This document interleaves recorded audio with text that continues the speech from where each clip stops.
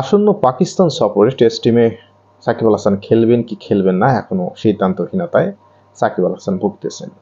স্পষ্ট করে উনি জানাননি বাংলাদেশের এই সফরে উনি যোগ দেবেন কিনা। এদিকে নির্বাচক আব্দুর রাজ্জাকও শিওর না যে সাকিব আল হাসান খেলবেন কিনা। তবে আপাত দৃষ্টিতে মনে হচ্ছে যে বাংলাদেশ ক্রিকেট বোর্ড এবং নির্বাচক প্যানেল তারা হা করে তাকিয়ে রয়েছেন সাকিব আল হাসানের সিদ্ধান্তের দিকে। সাকিব আল হাসান ব্যস্ত। টি-20 বিশ্বকাপের পর উনি যুক্তরাষ্ট্রের মেজর লিগ খেলেছেন এবং কানাডার গ্লোবাল টি-20তে এখন অংশগ্রহণ করছেন। ঠিক পাকিস্তান সফরে যাওয়ার আগেই বাংলাদেশ দলে উনি যোগ দিতে পারেন 5-6 দিন আগে। এতেই কি ওনার টেস্ট ক্রিকেটের জন্য প্রস্তুতি হয়ে যাবে?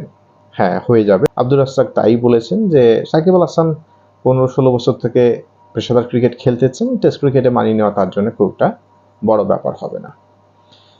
টেস্ট ক্রিকেটে মানিয়ে নেওয়া তার জন্য খুব একটা বড় ব্যাপার হবে না, এই কথাটাই হলো চরম অপেশাদারিত্বের কথা।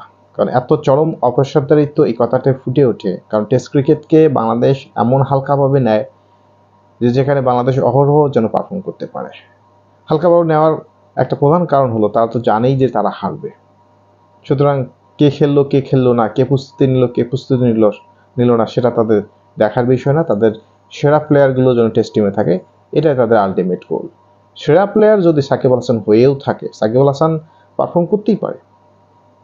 উনি কোনো দিন প্র্যাকটিস না করে একটা টেস্ট ক্রিকেট খেলে ফেললো, পারফর্ম করলো। সাকিব আল হাসানের হয়তো বা ব্যক্তিগত অর্জন হয়ে গেল, কিন্তু একটা দল গঠনকে কেন্দ্র করে যে ধরনের ইউনিটি তৈরি হয় সেই ইউনিটিতে এটা কতটা প্রভাব রাখতে পারে। সাকিব আল হাসান 37 বছর পেরিয়ে গেছেন, অনেক ক্রিকেট খেলেছেন। আমার মনে হয় একটা সিদ্ধান্ত নেওয়া উচিত তার টেস্ট ক্রিকেটকে নিয়ে বিশেষ করে। হ্যাঁ, ক্রিকেট বোর্ড তাকে ব্যবহার করে এবং তার খ্যাতি যেটা রয়েছে, মার্কেট ভ্যালু যেটা রয়েছে সেটা ক্রিকেট বোর্ড ব্যবহার করে, এটা মেনে নিতেই হবে। বাংলাদেশ টেস্ট ক্রিকেটে যে ধরনের পারফরমেন্স করে সেখানে সাকিব আল হাসান অবশ্যই একটা বিশ্বমানের বিজ্ঞাপন, সেখানে বোর্ড তাকে ব্যবহার করে এবং সাকিব আল হাসান এই ব্যবহারটা করে বোর্ড এটা জানার পর কিন্তু সাকিব আল হাসান যে ধরনের দখলদারিত্ব, যে ধরনের অপেশাদারিত্ব দেখায় সেটা অনেক সময় বোর্ডের থেকেও উনি ঊর্ধ্বে থাকেন, এরকম একটা পরিবেশ তৈরি হয়। সুতরাং আমি মনে করি এই যে অসুস্থ একটা পরিবেশ রয়েছে বাংলাদেশ ক্রিকেটকে কেন্দ্র করে সাকিব আল হাসান এবং বোর্ড, এবং এটা কখনোই ইতিবাচক প্রভাব ফেলবে না বাংলাদেশ ক্রিকেট ইতিহাসে। এ ধরনের প্র্যাকটিস বন্ধ হওয়া উচিত, কারণ ইয়াং ক্রিকেটাররা এ ধরনের পরিস্থিতি থেকে কিছু একটা শিখবে বলে মনে হয় না। যদি কিছু শিখেই থাকে সেখানে নেতিবাচক অনেক কিছুই থাকবে এবং ভবিষ্যতে এই নেতিবাচকের প্রভাব ইয়াং কোনো স্টার যদি তৈরি হয়ে যায় সেখানে এই প্রভাবটা নেতিবাচকভাবেই পড়বে। সাকিব আল হাসান যদি স্পষ্ট করে দেয় যে টেস্ট ক্রিকেট উনি আর খেলবেন না, এটা সবচেয়ে ভালো হয়। আর যদি সাকিব আল হাসান সিদ্ধান্তহীনতায় ভোগেন সেক্ষেত্রে বোর্ডের একটা সিদ্ধান্তে আসা উচিত। উনি স্পষ্টভাবে বলুক টেস্ট ক্রিকেট যদি খেলে তাহলে কন্টিনিউ করুক, আর যদি না খেলে আমার মনে হয় বোর্ডকে বলা উচিত যে আপনি এখন স্টপ থাকেন টেস্ট ক্রিকেটে, আপনি শুধুমাত্র টি-20 এবং ওয়ানডে খেলেন।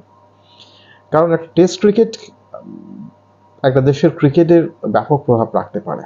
এখানে পারফরমেন্স হয়তো বা দলগতভাবে বাংলাদেশ কেউ একটা প্রত্যাশা করে না সব সময়, কিন্তু যখন ইউনিট হিসেবে খেলে একটা পারফরমেন্স বেরিয়ে আসার সম্ভাবনা থাকে কিন্তু। কারণ আমরা নিউজিল্যান্ডে দেখেছি সাকিববিহীন দল টেস্ট ক্রিকেটে নিউজিল্যান্ডকে তাদের মাটিতে হারিয়েছে শুধুমাত্র টেস্ট দল হিসেবে খেলতে পেরেছে বলে। বাংলাদেশ যদি ধারাবাহিকভাবে দল হিসেবে টেস্ট ক্রিকেটে খেলে সেক্ষেত্রে শুধুমাত্র টেস্ট ক্রিকেটে নয়, ব্যাপক একটা পরিবর্তন কিন্তু ক্রিকেট খেলার ধরনে চলে আসবে।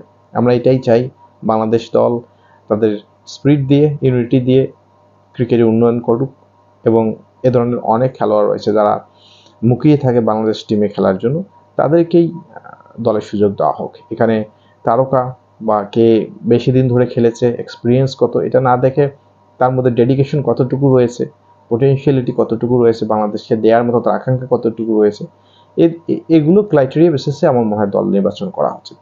যদিও বাস্তবতা ভিন্ন কথা বলে, কিন্তু আমার মনে হয় যে এখন সময় এসেছে যারা বাংলাদেশকে প্রায়োরিটি দেয়, যারা ক্রিকেটকে প্রায়োরিটি দেয়, তাদেরকেই দলে রাখা উচিত।